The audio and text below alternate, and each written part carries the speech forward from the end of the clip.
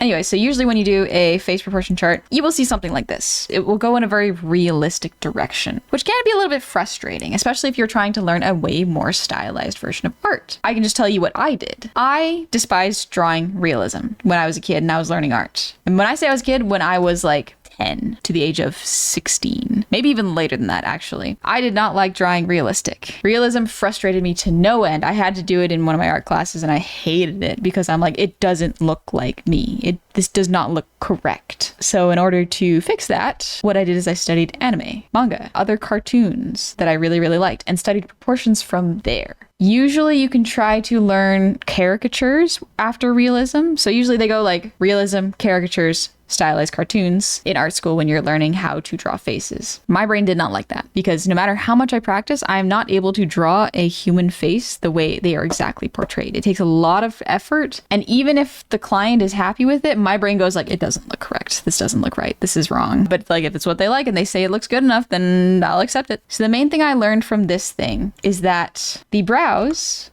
are over the eyes. The eyes are 3 eye widths apart. So you can see they are almost the exact same distance apart. I did not draw properly, but they are. The ear basically starts at the eyebrow and goes down to the tip of the nose. The mouth goes close to the middle of the eyes. The face takes up, I would say 1/3. Yeah, this is correct. Where it's 1/3 of the head, kind of. You can divide everything into thirds there. I play around with that because that one can be pushed and pulled in many directions to add difference in the face. There is also the issue of studying this, where you realize, hey, if this is the correct way to draw people, why does not everyone look like this? Why does no one ever look like the Chad face? And the answer is because they don't. People do not all look the same. This model of face drawing cannot be applied to all people. Let me pull up 2 actors and I'll show you how different their faces are. If this proportion chart is always correct, why does Willem Dafoe look different than Andrew Garfield? This is why I really don't like the face chart, especially when I am learning. Technically, all their proportions follow these rules. But if you drew this face exactly every time, you would get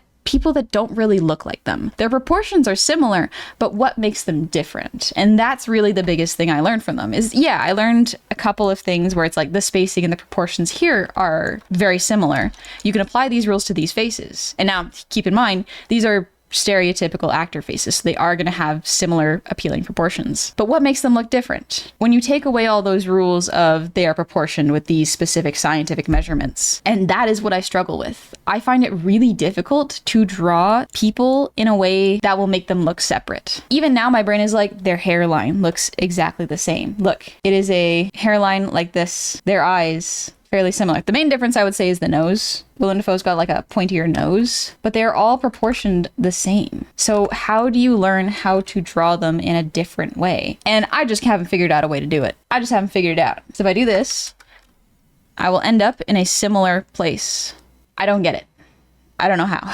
A lot of it is learning the basics of the anatomy proportions so that you can push them. And it sucks to learn them. It is one of my least favorite things to learn is caricatures. And so my brain does not like doing them. And that's okay. That is my weakness as an artist. I accept that. It is something that I can work on and do when I choose to. Realism is a weakness of mine. And it is one that I am not particularly interested in getting good at, which sucks. As an artist, that is the thing that is going to hinder my growth, is going like, I don't want to learn this. That's why I try to learn other things. I try to learn more about color, composition, backgrounds, and 3D modeling now. I am trying to learn in other areas that will help me explore new ones. So maybe one day when I come back to trying to draw realistic faces, I won't be so afraid of it and I won't be so harsh on myself.